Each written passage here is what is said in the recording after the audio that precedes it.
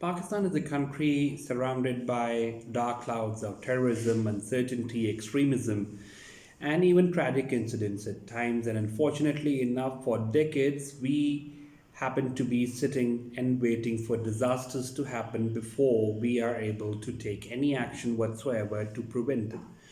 This reactionary approach of Pakistan has been absolutely damaging for the Pakistan's progress, because now today we heard, other than many other disasters and tragic incidents that hit Pakistan Railway, which has been suffering to many tragic incidents with the trains going off tracks, people dying, bogies getting damaged. Earlier today, this incident, the current one that we've suffered, is by far one of the most worst that hit the Pakistan Railways, because Tezgam Express, which is a Pakistan Railways train that was traveling from Karachi to Rawalpindi, caught fire. Three of its bogies caught fire, and all of these bogies were near, and the train was passing through Rahimia Khan, and all of these three bogies, out of which two were of the economy class and one was of the business class,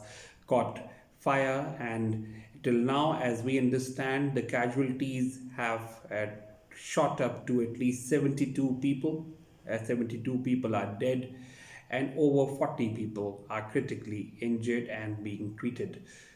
This incident raises a lot of concerns when it comes to the safety and security of traveling by road when it comes to the train network of Pakistan. Mind you, Pakistan does not have a very widespread train network, at least not in comparison to the neighborly country, India, which has probably the world's largest train network. But I'm going to bring some things in front because there have been talks going on right now, and these things are important when it comes to putting responsibilities on the people who may be responsible for this tragic incident. It has been said that a group of religious people leading a whole delegation was traveling in those two economy class bogies which caught fire. When they checked into the train, they brought with them a gas cylinder on which they were trying to cook breakfast early in the morning, somewhere around 6:30 a.m. The cylinder caught fire, it blew up, and that caused fire, and that engulfed all the three bogies, and people died. Some of the people tried to jump off the moving train. Even they could not survive, and majority of the dead have died because of because of being burned by this whole tragic incident. It has also been said that the train that was traveled at least 2.5 kilometers with these three bogies on fire before it stopped, and then it took them time to actually cool the fire down. Till that time, probably no one who was in all of these three bogies was able to survive. Yet some of them who are injured and are being treated in the hospital are probably one of those people who tried to jump off this fast-moving train. Now, responsibility obviously should be going straight to the Ministry of Railways, which is led by the outspoken minister Sheikh Rashid Ahmed. But unfortunately enough, since morning, local medias in Pakistan and other officials have been trying to get a hold of people who would actually be able to say that yes, it was a fault on their side. They have been putting the blame on the people itself. के नाम मौजूद हैं, हम उन family से भी राब्ता कर रहे हैं। 7 करोड़ लोग सालाना रेल में सफर करते हैं और हमारे दौरे हुकूमत में 1 करोड़ का इजाफा हुआ है। इसलिए वैगन्स जो हैं उसकी जो शार्टेज होती है उसमें ये 2 लाख तबलीगी जमात के लोग ज्यादातर रेलवे को इस्तेमाल करते हैं। हमने अभी रायवंड स्टेशन ओपन किया और जो 134 ट्रेनें हमारी चलती हैं सबका 2 मिनट का हमने रायवंड पर स्टाफ दिया, लेकिन ये हमारी कोताही है कि इसमें ये चूल्हे ले जाने में कामयाब हो गए और सिलेंडर के फटने से छोटे स्टेशनों पे हमारे पास स्कैनर नहीं है, बड़े साथ के साथ डिविजनल हेडक्वार्टरों पे स्कैनर है। ये एक खूनी हादसा हुआ जिसका बहुत अफसोस है। अल्लाह ताला इनके दर्जात बुलंद करे और उनके खानदान को सब्र जमील अता करे। Interestingly enough, our railway system has been a very weak network, and since a very long time, there have been traditions and not laws implemented into the railway network. I'll take you through them one by one. The first point, and that is a massive and major issue in this tragic incident, is that the identity of the people who were traveling on the train, especially those who were part of that delegation or part of that team, are not being identified as for now. Why? Because as per our minister, Sheikh Rashid Ahmed, all of these people were traveling under one name. The name of the leader who was leading their delegation was the one, or is the one, who reserved all of these seats and all of these bogies, and he was the one who paid for them, and that is why none of the other people who were traveling, other than that one person, is available with the Ministry of Railways. Now, as per law in Pakistan, you cannot travel or take a train trip without getting a reserved ticket that should be issued on your name, because once that is done, even that person, an official, comes when you're traveling in the train and he checks and makes sure that it is your ticket, you issue the ticket, and it is on your name as well. Yet this happened. One person reserved ticket for over 70 to 80 people who were traveling in these bogies that caught fire.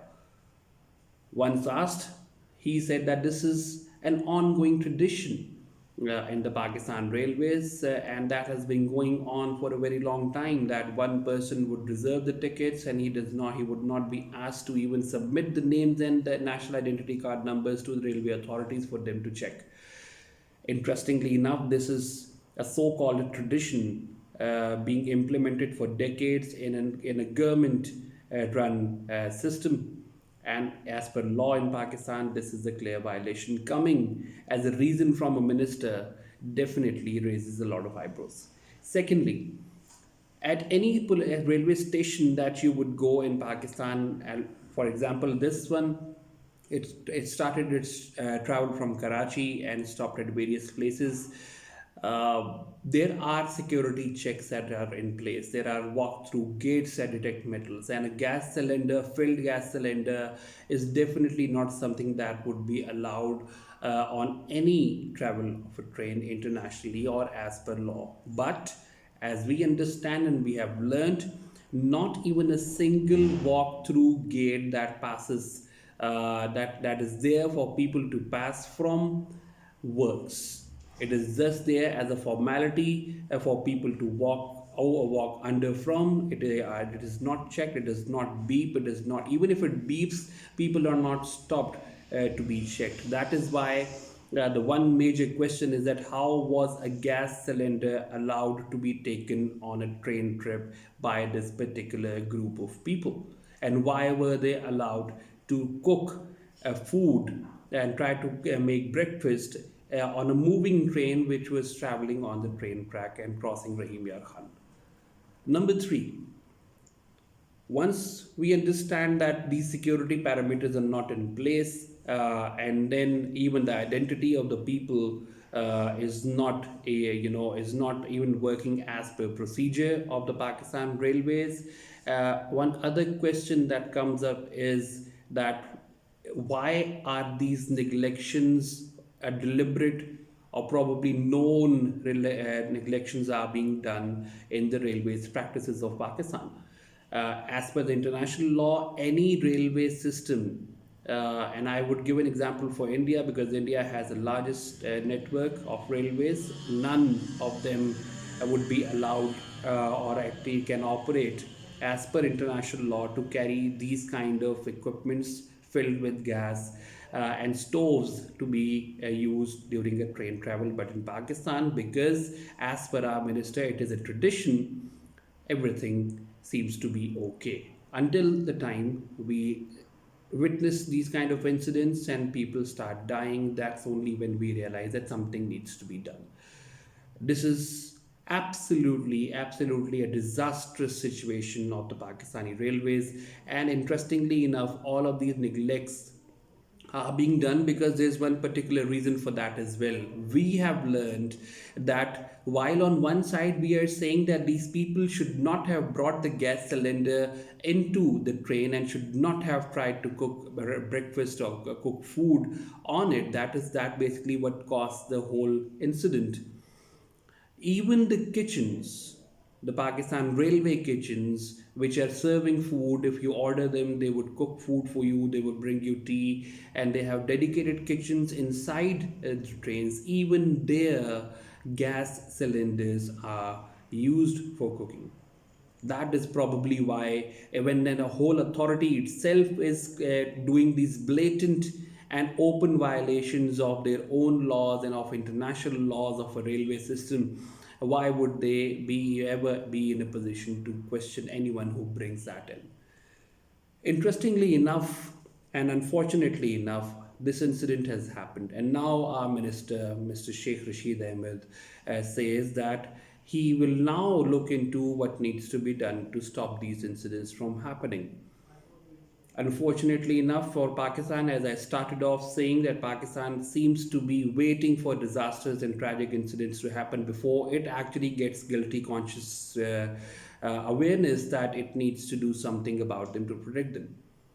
It is also difficult to understand what kind of authority gives clearance to such kind of networks operating and such kind of procedures which are not even working, like walk-through gates, like security parameters. How can you even allow one person to reserve tickets on his own name for at least 100 people or 50 people without even knowing who's traveling on your train? It has been hours since this incident has happened. Till now, it is being ascertained of what the people. It is being ascertained on the identity of the people who were traveling, because the Pakistan railway authorities do not have that record. They only have the name of one person who reserved the seats for at least 80 people to travel on those two bogies. This is again illegal, unlawful, and unacceptable. And if the Pakistan Railways Minister is going to think that he will get away by saying that this has been an ongoing tradition that we do not check them, and that is why the incident has happened and now it will be worked on, it certainly does not come down to a very normal or very acceptable explanation, at least coming from a federal minister for railways. Railways have been suffering. There has been at least 5 previous incidents where people have died and trains have actually gone off track, and tragic incidents have happened. But this one is by far the worst one. Even as we are talking, the casualty numbers are going up. When we started, it was 65, now it's 72, and the numbers are going up even right now. What needs to be done is that Pakistan needs to realize that once an incident happens, the top tier minister of that particular ministry is the responsible person.